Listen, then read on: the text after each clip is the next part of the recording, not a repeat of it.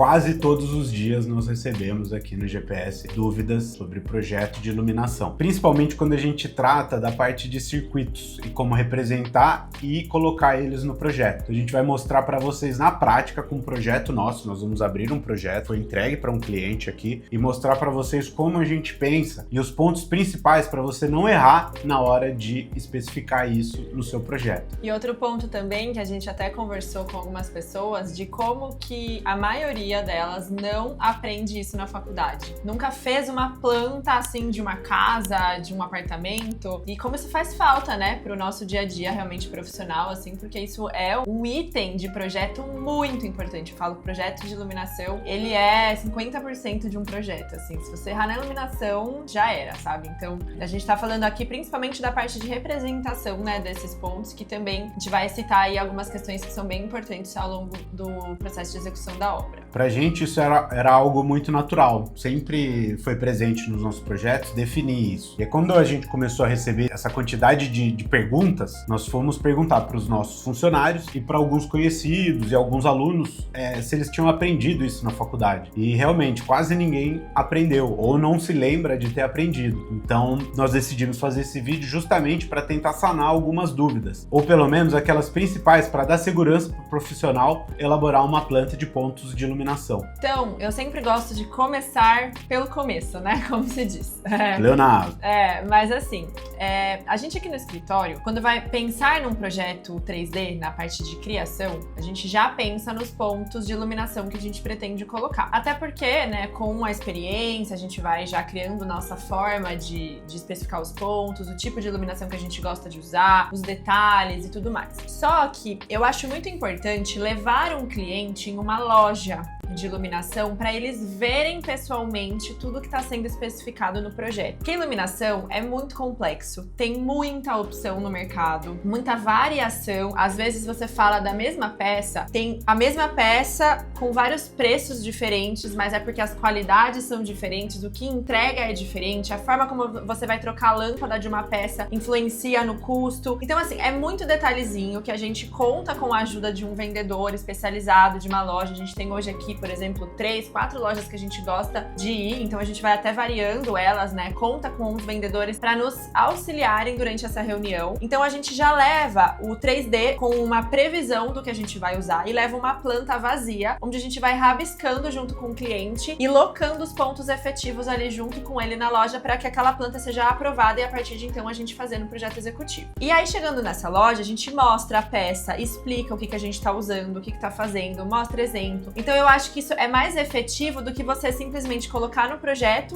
colocar no executivo e o cliente só vê na obra, sabe? Eu acho que esse processo de ir na loja ajuda muito e é fundamental, assim, para o resultado final. Então, mostrando aqui uma planta para vocês, de um apartamento que a gente entregou, a gente gosta muito de deixar no fundo da planta o layout, para que o eletricista consiga entender ali o porquê que esses pontos estão locados nesse posicionamento. Tipo, porque aqui tem um sofá, tem uma mesa, para ele pelo menos ter uma referência do que está acontecendo nesse projeto, tá? Então esse é um detalhe que eu acho que é bem interessante, assim, fica bem clarinho, tá vendo? Mas já é o suficiente para a pessoa se localizar ali no espaço. O básico, né? A gente loca todos os pontos que a gente busca no projeto e sempre cotar em relação às paredes, nunca em relação a uma marcenaria, porque geralmente a elétrica, né, o posicionamento desses pontos vai ser uma das primeiras coisas a serem feitas na obra. Então o que o eletricista vai ter de referência para poder locar esse ponto? Parede. Eu sempre pego nessa tecla, nunca cotar em relação a um armário, e sim a coisas existentes ali, né, no espaço. Além disso, a gente vai sempre cotando também essas partes de sanca, de iluminação de gesso, onde a gente vai fazer rasgos iluminados, que a gente gosta bastante, de cortineiro, enfim, toda essa parte. Perfil, a gente vai locando também todos os posicionamentos dele e tudo mais. Agora entrando na parte dos circuitos. A gente sempre vai numerar esses circuitos, né? Começa no 1 e vai até o próximo número. E a gente vai definindo ali os conjuntos de circuitos que a gente quer que acionem de uma vez. Porque o segredo de uma boa iluminação é você ter a opção de ligar e desligar os pontos de acordo com a sua necessidade. Para você criar cenas diferentes, né?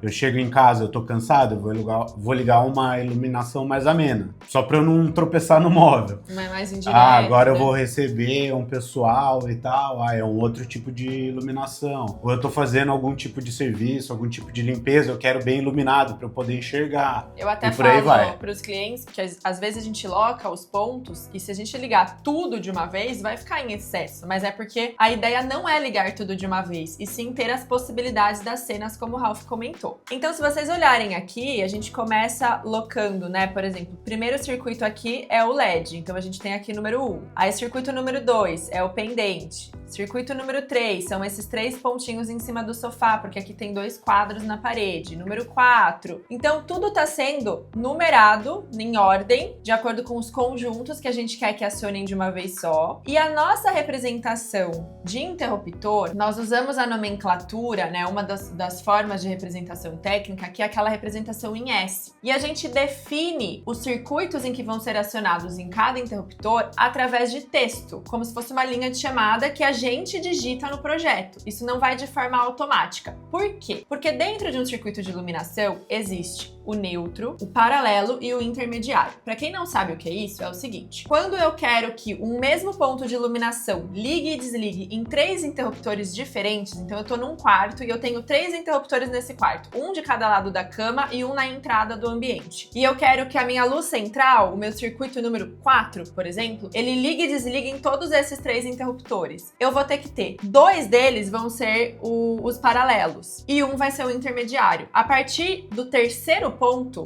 ele vira intermediário, certo? Exato. Isso tem que ser indicado, porque qual deles vai ser o paralelo e qual vai ser o intermediário? Se eu deixo isso de forma genérica, o meu eletricista que vai escolher o que ele vai fazer. E a gente gosta de deixar isso especificado na nossa planta para que o eletricista não tenha que pensar em nada, só executar. Isso vale muito, principalmente, assim, ó, um exemplo clássico disso é um quarto com uma cama de casal. Então você vai ter as teclas na entrada do ambiente e as teclas dos 2 lados da cama, para você ter conforto para qualquer um do casal acender e apagar tudo, e para quando você estiver saindo do ambiente, você acender e apagar tudo. Então vão ser 2 paralelos e um intermediário.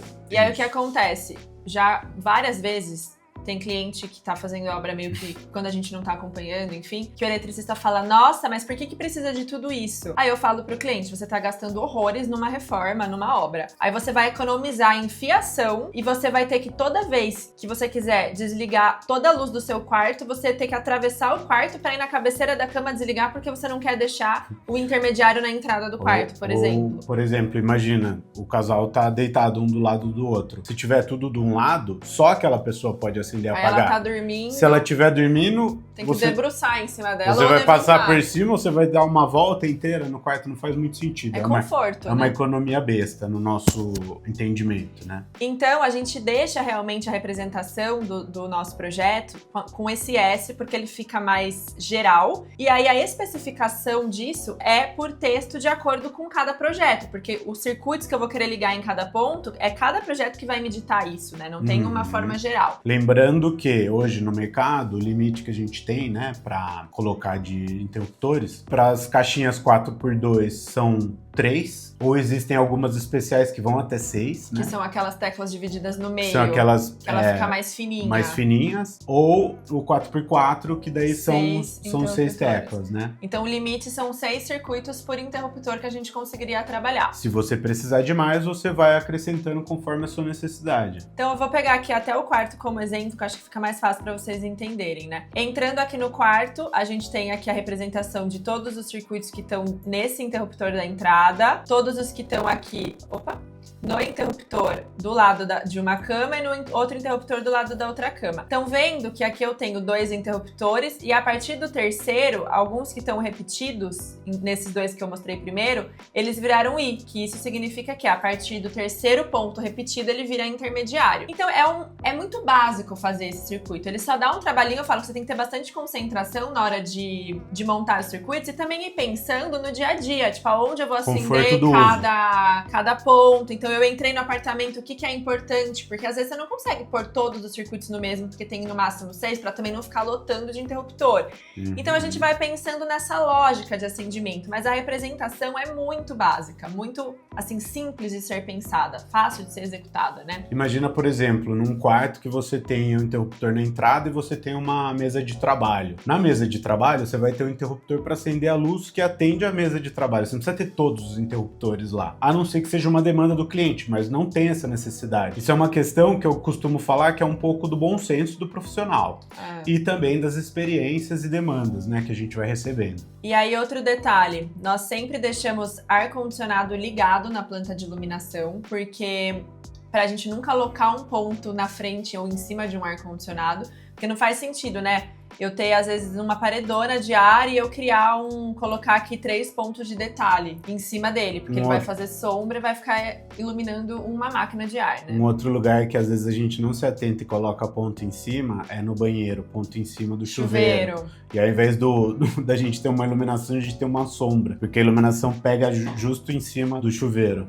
E aí a gente vai colocando também as observações aqui, por exemplo, sanca iluminada. A gente coloca a metragem linear, né, do LED que vai ter ali, porque daí a loja de iluminação, quando ela recebe essa planta para fazer o orçamento, já consegue calcular as medidas que precisa. E outra coisa que a gente indica aqui também são as metragens lineares dos LEDs de marcenaria, porque eles fazem parte do circuito de iluminação como um todo, né? Vou ter um LED numa prateleira, num nicho, mas uma coisa que já aconteceu no escritório, muito cuidado de você não comprar esses LEDs de marcenaria 2 vezes, porque já aconteceu da marcenaria considerar no orçamento deles e a iluminação considerar nesse orçamento, e aí o cliente compra 2 vezes a mesma peça. Então a gente sempre, quando vai mandar um orçamento para a loja de iluminação, os parceiros que a gente está trabalhando, a gente já está acostumado, tá? A gente fala, elimina os de marcenaria, não é para contabilizar no orçamento, porque geralmente a marcenaria inclui, mas caso contrário, a gente pede para acrescentar. Então isso é uma atenção para não acontecer o que a gente já passou uma vez. O pulo do gato aqui com relação à iluminação aqui no escritório são os blocos dinâmicos que a gente criou.